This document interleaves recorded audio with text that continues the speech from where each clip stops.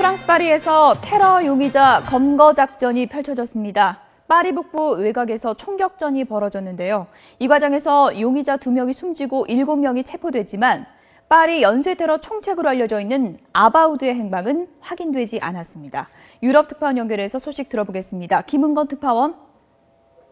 네, 김은건입니다. 네, 지금은 검거 작전이 모두 끝난 건가요? 네, 그렇습니다. 이번 작전은 현지 시각으로 오늘 새벽 4시쯤 파리 북부 생드니에 있는 한 아파트에서 벌어졌는데요. 7시간여 만에 작전은 모두 종료됐다고 프랑스 당국이 밝혔습니다.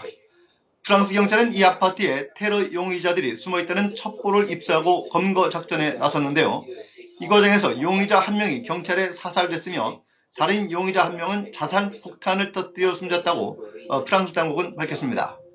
또 아파트에 있던 용의자 3명을 포함해 건물 주변에서 모두 7명을 체포했습니다. 경찰도 5명이 다쳤지만 민간인 희생자는 없는 것으로 전해졌습니다. 검거작전 도중 여러 차례 폭발음과 총격 소리가 들렸으며 군 특수부대까지 출동하면서 주변 교통은 완전히 통제됐습니다. 검거작전이 펼쳐진 생드니 아파트는 지난 13일 테러로 사망자가 발생한 축구 경기장에서 불과 2km 정도 떨어진 곳입니다. 이번 작전이 파리 테러 총책으로 알려져 있는 아바우드를 겨냥한 것으로 전해졌는데요. 이 부분은 확인이 된 건가요? 네, 그렇습니다. 프랑스 수사당국은 그동안 전화 감청과 목격자 증언 등을 토대로 추적한 결과 아바우드가 이곳에 은신하고 있다고 파악해서 작전에 나섰다고 밝혔습니다. 하지만 아직까지 사망하거나 체포된 용의자들의 신원을 확인하고 있다면서 곧 확인 작업이 마무리될 것이라고 밝혔습니다. 따라서 아바우드가 어떤 이번 작전으로 체포되거나 사망했는지 등 신병 확보 여부는 좀 더 지켜봐야 할 것으로 보입니다.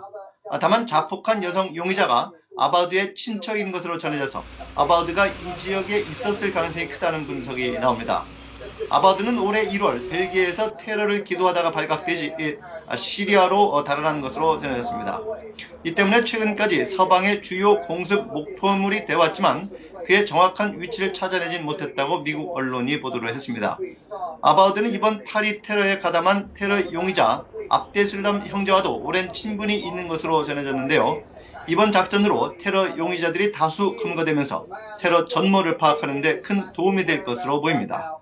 지금까지 YTN 김은건입니다.